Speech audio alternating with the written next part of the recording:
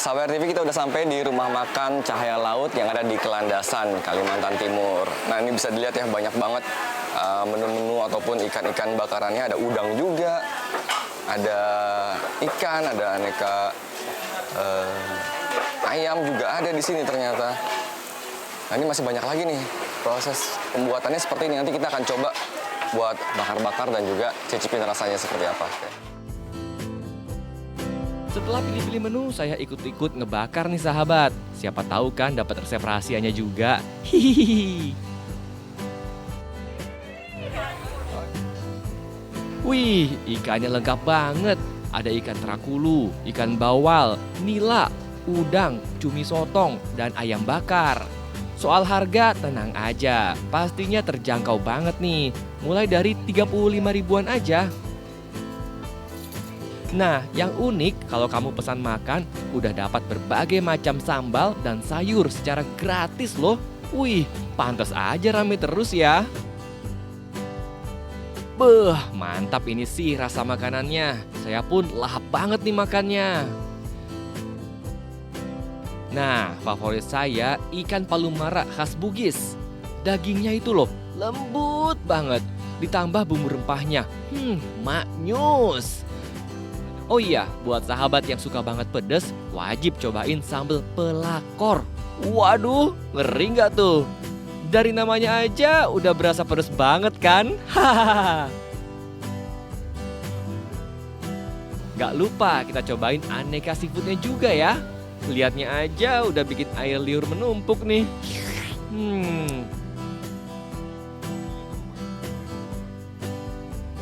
Ada kepiting, udang, kerang hijau, kerang darah. Tapi kesukaan saya ini nih, kerang simping.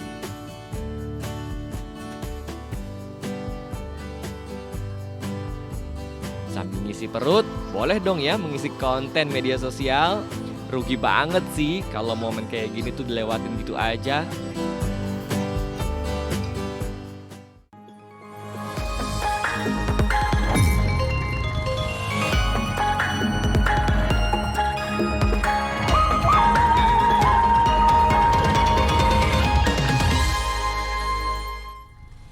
Wah, pagi-pagi udah langsung disajikan makanan khas makanan laut ya. Betul, ini Yang bikin ngiler nih pagi-pagi. Betul, bikin ngiler. Cuman kan kalau misalkan kita nyobain di Balikpapan jauh banget ya. Bener. Sekarang mungkin nanti malam bisa kali ya kita Bisa berburu seafood nanti ya. malam. Kalau pagi sekarang ini Betul. bubur atau nasi uduk aja lah ya. Betul, aneh soalnya kalau pagi-pagi itu seafood ya. Ya, sahabat RTV, kami sudah menyiapkan sejumlah informasi yang akan kami sajikan dalam Lensa Indonesia Pagi. Langsung saja kita buka bersama saya Oscar Haris. Dan saya Felicia Bu, ini dia Lensa Indonesia Pagi selengkapnya untuk kamu, sahabat RTV.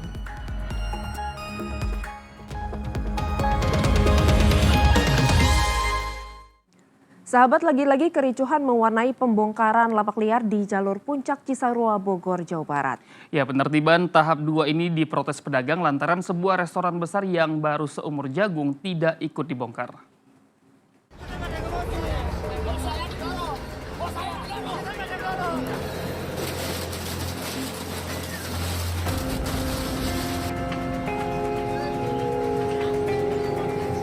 Adu fisik terjadi antara petugas Satpol PP Kabupaten Bogor dengan sejumlah pedagang kaki lima di jalur puncak Kecamatan Cisarua, Bogor, Jawa Barat. Ketegangan sudah terasa sejak rombongan Satpol PP yang membawa alat berat datang ke lokasi di mana deretan lapak PKL yang dianggap tidak berizin masih berdiri. Dalam penataan jalur puncak tahap 2 ini, petugas menyasar sejumlah warung yang merupakan bagian dari paguyuban pedagang Puncak Asri. Namun, instruksi Pemkab itu dinilai tebang pilih, lantaran sebuah restoran besar yang belum 6 bulan berdiri tidak ikut dibongkar, meski sama-sama belum mengantongi izin mendirikan bangunan atau yang sekarang disebut persetujuan bangunan gedung. Kenapa perlakuannya berbeda? Astro hanya tindak pidana ringan dengan denda 50 juta, tapi masih bisa dipertahankan bangunannya. Lalu kenapa klien kami Puncak Asri yang sudah prosesnya dan legalitasnya 90%, tapi malah menjadi objek pembongkaran? Komentar warganet pun beragam melihat hal ini. Ada yang mendukung para pedagang kecil, namun tak sedikit pula yang mempertanyakan rencana pemerintah terhadap kawasan puncak ini. Pasalnya, penataan yang dilakukan berulang kali pun tak kunjung menanggulangi kemacetan yang selalu terjadi di jalur ini. Terkait hal tersebut, petugas sendiri mengaku sudah memberikan informasi kepada masyarakat agar menghindari jalur puncak selama penataan kawasan berlangsung. Sebetulnya seminggu yang lalu kita sudah mengeluarkan himbauan bagi stopgram ataupun billboard-billboard yang di Kabupaten Bogor, termasuk dengan Disub dan Polres Lantas. Dan ada himbauan jadi kepada seluruh warga masyarakat yang melintasi jalur puncak baik dari Bogor ke Cianjur, dari Cianjur ke Bogor, kita sudah memberitahu kalau bisa hindari, tapi kan tidak bisa menghentikan untuk jalur. Otomatis kalau kemacetan pasti muncul.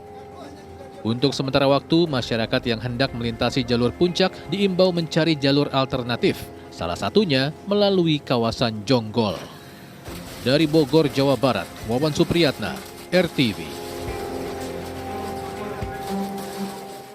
Beralih ke informasi, seorang bocah 6 tahun di Pontianak, Kalimantan Barat menjadi sasaran kekejaman ibu tiri. Pelaku sempat mengelabui ayah korban dengan mengatakan putranya diculik. Nahas, korban justru ditemukan tewas membusuk di samping rumah.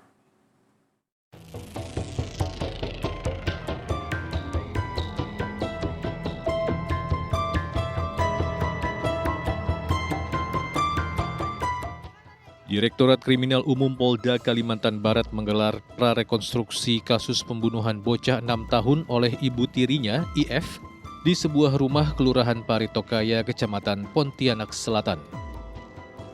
37 adegan diperagakan pelaku mulai dari membuat laporan penculikan palsu hingga menghabisi nyawa anak tirinya itu. Puluhan warga yang geram menanti di luar rumah nyaris menghakimi pelaku saat digiring polisi masuk ke dalam mobil.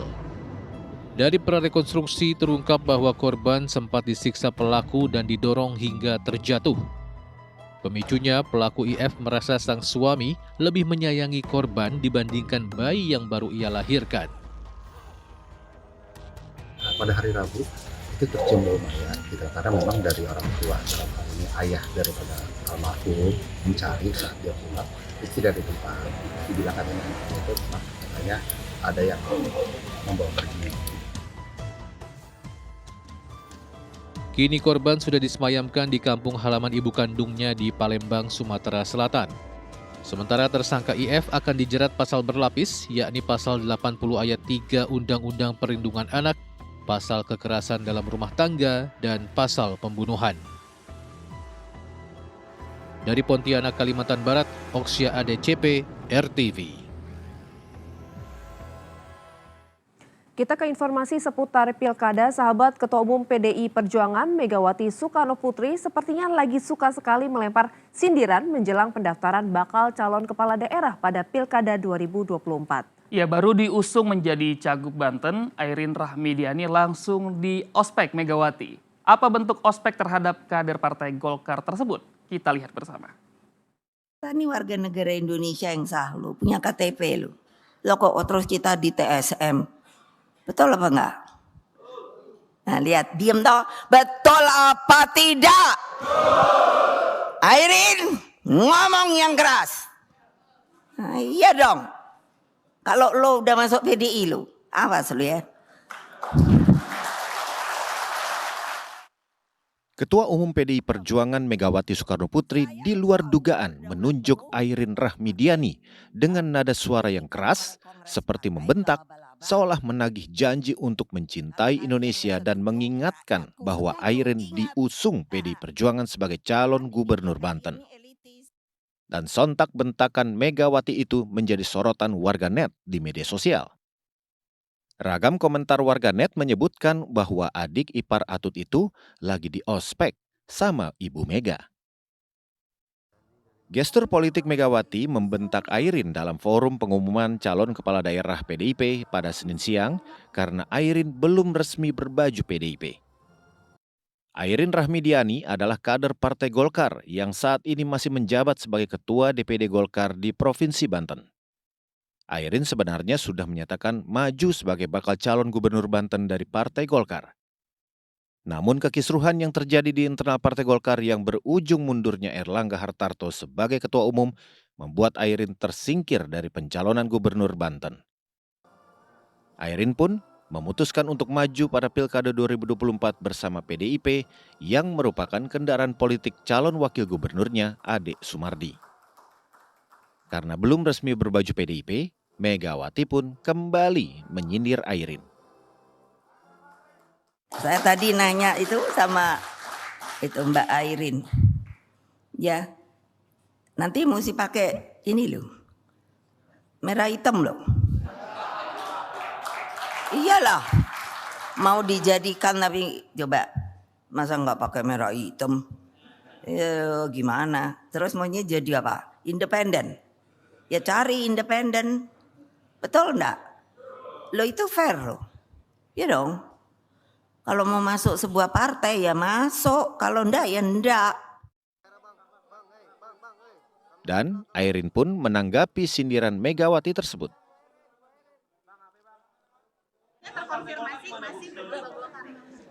Sampai hari ini saya nggak tahu, tapi yang pasti kita akan fokus dulu terhadap proses pemenangan. Ini suatu hal yang pasti akan dan sangat-sangat mengagetkan bagi saya juga. Bu Airin, ini kan pakai baju merah sekarang, ini membuka peluang untuk bergabung ke PDIP untuk Kenapa tuh kamu pakai baju coklat? Tapi mempertimbangkan nggak? mempertimbangkan membuka peluang. Kita fokus dulu ya Pak Ade ya. Kita fokus dulu dalam rangka untuk bagaimana tadi yang Ibu Mega sampaikan, tidak mudah. Akankah Airin tetap berbaju Golkar atau akan berganti baju PDIP? Kepastian itu akan terlihat pada pendaftaran Pilkada 27 Agustus mendatang. Dari Jakarta, Tim Liputan RTV. Merapatnya Anies Baswedan ke kantor DPD PDI Perjuangan tak serta-merta disambut sepenuh hati oleh Megawati. Pengusungan Anies Baswedan sebagai calon gubernur Jakarta oleh PDI Perjuangan justru mendadak menghadapi ketidakpastian. PDIP dikabarkan akan mengganti Anies dengan kader internal partai yaitu Pramono Anung. Benarkah demikian? Kita cek bersama.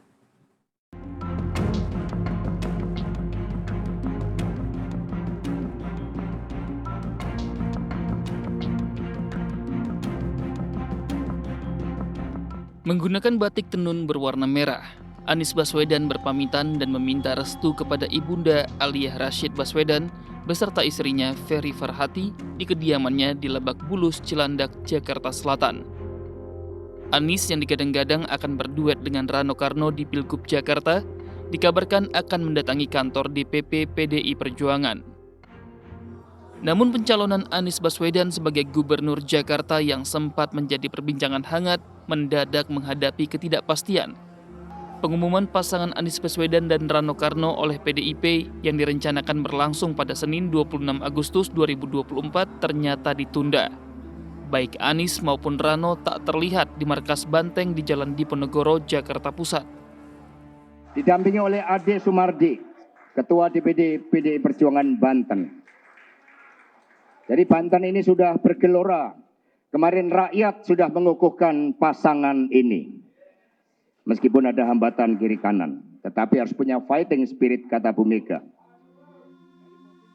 Dari 6 provinsi yang diumumkan bakal calon gubernur dan wakil gubernurnya, pasangan bakal calon untuk Jakarta tidak diumumkan dalam acara tersebut. Belum ada keterangan terkait penundaan pasangan calon yang akan bertarung di Jakarta. Namun dari spekulasi yang berkembang, masih ada perdebatan di internal PDIP mengenai pencalonan Anies. Tak hanya menunda, PDIP bahkan mengganti Anies Baswedan dengan Pramono Anung sebagai Cagup Jakarta, berpasangan dengan Rano Karno. Informasi ini disampaikan oleh Bendahara Umum PDIP, Oli Dondo Kambe.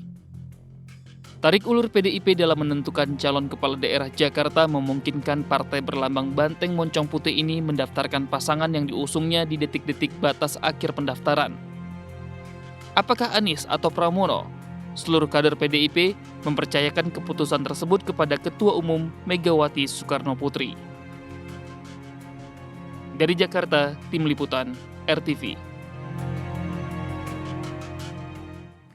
Tak kalah mengejutkan, salah satu partai pengusung Ahmad Riza Patria dan komika Marcel Widianto pada Pilkada Tangsel dikabarkan menarik dukungannya. Ya, bahkan Ketua Dewan Penasehat PKS Tifatul Sembiring mengunggah sebuah foto yang menampilkan dua kadernya yaitu Rohama dan Sinta sebagai calon wali kota dan wakil wali kota Tangerang Selatan. Unggahan foto dua kader PKS yaitu Ruhama Ben dan Sinta Wahyuni diunggah Ketua Dewan Penasehat PKS Tifatul Sembiring di media sosial X atau Twitter pribadinya. Dalam unggahan ini juga tertulis bahwa PKS akan mendukung pasangan Ruhama dan Sinta di Pilkada Tangerang Selatan, sekaligus mengalihkan dukungan sebelumnya kepada pasangan Riza Patria dan Marshall Widianto. Unggahan ini disukai oleh 4.000 orang dan mendapat ribuan komentar. Sebagian besar komentar mendukung peralihan dukungan Cawalkot Tangerang Selatan ini, apalagi calon yang diusung merupakan calon internal, bukan calon dari partai lain. Selain itu, banyak kader yang menolak pencalonan stand-up komedian Marshall karena satu dan lain hal. Bahkan ada juga yang berkomentar agar partai ini juga berani mencabut dukungan kepada calon kepala daerah yang akan bertarung di Sumatera Utara dan Jakarta. Namun kabar pencabutan dukungan PKS ini dibantah oleh Ahmad Riza Patria. Ia mengklaim sudah menanyakan kabar ini dan mendapatkan jawaban belum ada perubahan dukungan calon dari PKS untuk Tangerang Selatan. Sedangkan dari DPP PKS juga masih belum mengeluarkan pernyataan resmi terkait pencabutan dukungan ini. Sebelumnya DPP PKS sudah mengumumkan dukungannya kepada Riza Marshall untuk Pilkada Tangsel 2024. Dukungan ini disampaikan Presiden PKS Ahmad Syaiqo dengan menyerahkan formulir B1 KWK kepada pasangan calon kepala daerah dan wakil kepala daerah di Tangerang, Banten pada Selasa minggu lalu.